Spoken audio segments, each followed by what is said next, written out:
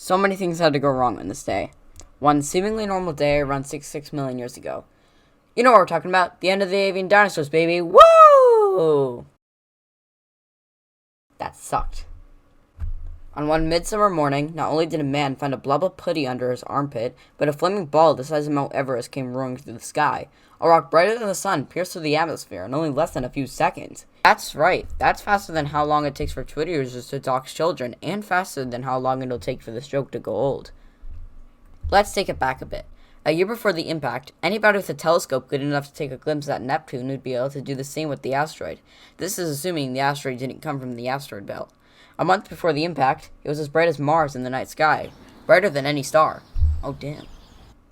1 week before the impact, it was the brightest object in the night sky, second to that only of the moon. 1 day before the impact, its halo was larger than the moon. After a few hours, it passed the moon.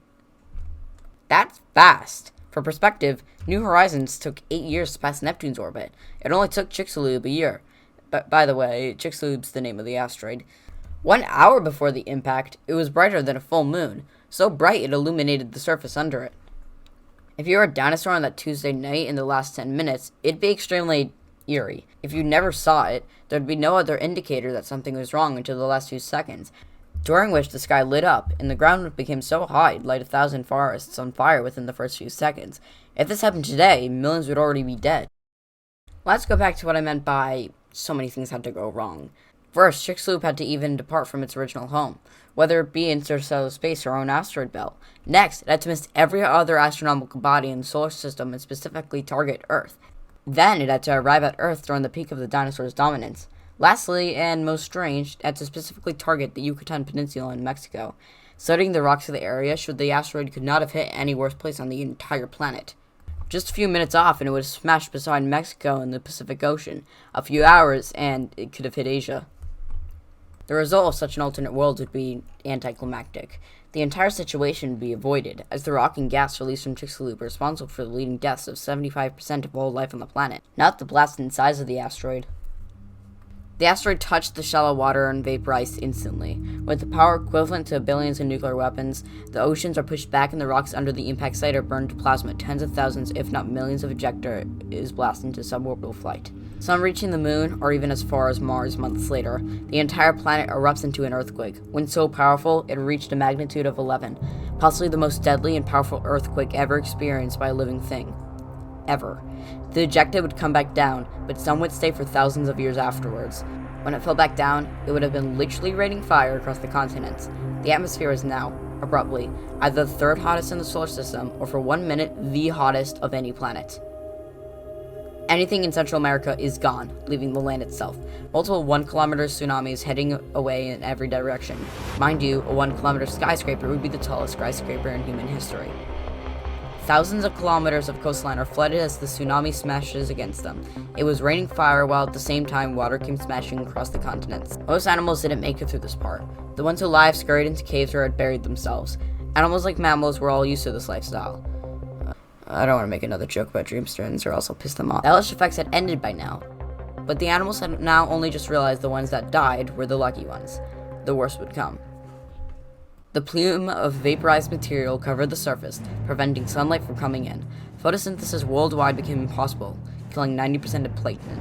Those who ate plankton died, and those who ate those that ate plankton also died, and so on. The great marine predators like mosasaurs and plesiosaurs had all died. The surface was an arid, cold, ash-covered land. The survivors had to eat each other during the often occurrence that they had a shortage. The large herbivores died out, then the carnivores that ate those herbivores died, and so on. After 165 million years of dominance, the dinosaurs, within a year, had vanished. With all these dead bodies laying around, fungi began thriving.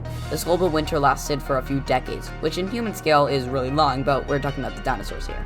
What may come as a surprise to you is this wasn't the worst extinction, nor does it come second place. The worst mass extinction was fittingly named the Great Dying. Despite the apocalyptic nature of the extinction event that wiped out the dinosaurs, it wasn't the worst. More life prevailed than 2 previous ones, whom of which were started by slower means. Although like every extinction event to have ever happened, it came abruptly either way. But the one that took out the dinosaurs was much, much more abrupt than anything else. Within a day, the Earth went from a flourishing paradise to an ash-covered cold wasteland. The Great Dying in order to reach an extinction event is taking more time. The emerging survivors were mainly the mammals. These small, mainly rodent-like mammals were previously only either hunters of small dinosaurs or nocturnal gatherers. Survivors also included, once again, the shark. And I'll be honest, killing you is hard. Once again, did these mass murderers survive a mass extinction? Despite basically the marine food web choking on its own balls, one of the survivors would become some of the smallest, most intelligent, biggest pieces of shit on the planet. Birds. The only living species of dinosaurs that survived 5th grade health class. You said penis. Birds can fly. Most of them. At least Cretaceous birds could all fly, because they actually watched Matt Lone's SSTO video. How do you do this, man? After the birds talked about the penis, Chris...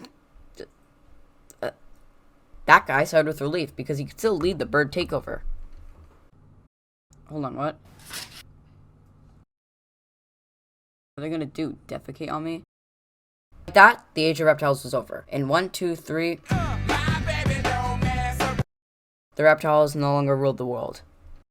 66 million years later, a bunch of hairless primates always thought of this as a mystery. In the Yucatan Peninsula in Mexico, laid a large cluster of sinkholes.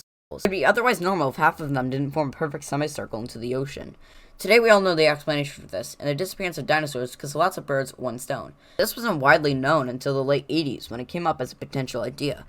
When a geological period changes, there's a noticeable difference in rock layers. A layer in between the Cretaceous and Paleogene rocks contains high amounts of iridium, a mineral that is considerably rare on Earth.